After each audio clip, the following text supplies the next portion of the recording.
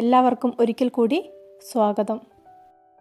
ഇന്നിവിടെ ചെയ്യുന്നത് വളരെ ടേസ്റ്റി ആയിട്ടുള്ള ഒരു നാടൻ കോഴിക്കറിയും എളുപ്പത്തിൽ ചെയ്യാൻ പറ്റുന്ന ഒരു നെയ്ച്ചോറുമാണ്. ഇത് നമുക്ക് വളരെ തിരക്കൊക്കെയുള്ള ദിവസം ചെയ്തെടുക്കാൻ പറ്റുന്ന ഒരു ഐറ്റമാണ്.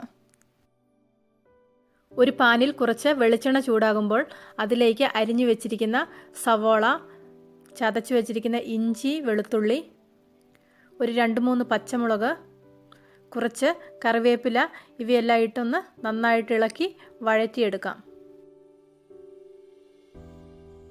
ഇതിനു വേണ്ടി 1.5 കിലോ നാടൻ കോഴിയാണ് എടുത്തിരിക്കുന്നത്. ഇതിവിടെ കഴുകി വൃത്തിയാക്കി വെച്ചിട്ടുണ്ട്. ഉള്ളി നന്നായിട്ട് വഴന്നു വരുമ്പോൾ അതിലേക്ക് മല്ലിപ്പൊടി, മുളക് പൊടി, പാക്കറ്റ് ചിക്കൻ മസാല, മഞ്ഞൾപ്പൊടി, ഗരം മസാല ഇവ ചേർത്ത് കൊടുക്കാം. ആവശ്യമാണെങ്കിൽ കുറച്ച് കുരുമുളക് പൊടി കൂടെ ചേർക്കാം. ഇത് കുറച്ച് ചൂടുവെള്ളം കൂടി ഒഴിച്ച് നന്നായിട്ടൊന്ന് വഴറ്റിയെടുക്കാം. തക്കാളി വേണ്ടവർക്ക് ഈ സമയം ചേർത്ത് കൊടുക്കാം.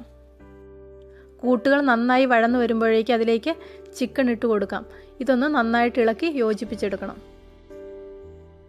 ഇനി ഇതിലേക്ക് തേങ്ങയുടെ 2ാം പാൽ ചേർത്ത് കൊടുക്കാം.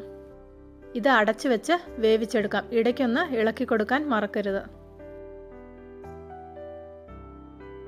കുറച്ച് തേങ്ങ വറുത്ത് വെച്ചിട്ടുണ്ട്. ഇത് മിക്സിയിലൊന്ന് അരച്ചെടുത്ത് ഈ കൂട്ടിലേക്ക് ചേർത്ത് കൊടുക്കുന്നുണ്ട്. തേങ്ങ വറുത്തത് അരയ്ക്കുമ്പോൾ വെള്ളം ചേർക്കാതെ വേണം അരയ്ക്കാൻ.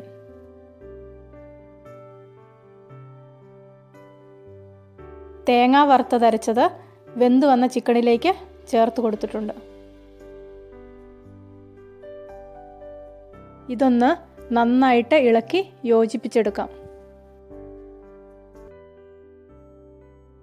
1ാം പാൽ ചേർത്ത് കൊടുക്കാം. 1ാം പാൽ ചേർത്തതിന് ശേഷം ഇത് തിളപ്പിക്കേണ്ട ആവശ്യമില്ല. ജസ്റ്റ് ഒന്ന് ചൂടായി കഴിയുമ്പോഴേക്കും സ്റ്റൗ ഓഫ് ചെയ്യാം.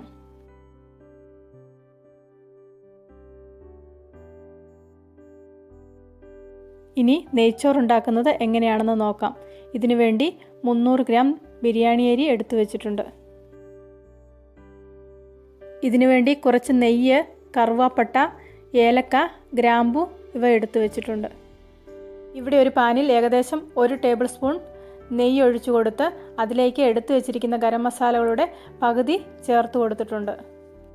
ഇതിലേക്ക് കഴുകി വെള്ളം വാർന്നു വെച്ചിരിക്കുന്ന അരി ചേർത്ത് കൊടുക്കാം. ഈ സമയം തന്നെ ഒരു പാത്രത്തിൽ എടുത്തു വെച്ചിരിക്കുന്ന അരിയുടെ ഇരട്ടി വെള്ളം വെച്ച് അതിലേക്ക് ബാക്കിയുള്ള ഗരം മസാലകൾ ചേർത്ത് കൊടുക്കണം. ഇത് തിളച്ചു വരുമ്പോഴേക്ക് അരിയും പാകമായിട്ട് വരും. അരിയിലേക്ക് തിളച്ചു വന്ന വെള്ളം ഒഴിച്ച് ചെറുതീയിൽ വേവിച്ചെടുക്കാം. ഇതിലേക്ക് കുറച്ച് തേങ്ങാപ്പാൽ കൂടെ ചേർത്ത് കൊടുക്കുന്നുണ്ട്. ചോറിവിടെ റെഡി ആയിട്ടുണ്ട്. ഇതിലേക്ക് കുറച്ച് സവോള, അണ്ടിപ്പരിപ്പ്, കിസ്മിസ് ഇവ നെയ്യിൽ വറുത്തത് ചേർത്ത് ഡെക്കറേറ്റ് ചെയ്തെടുക്കാം.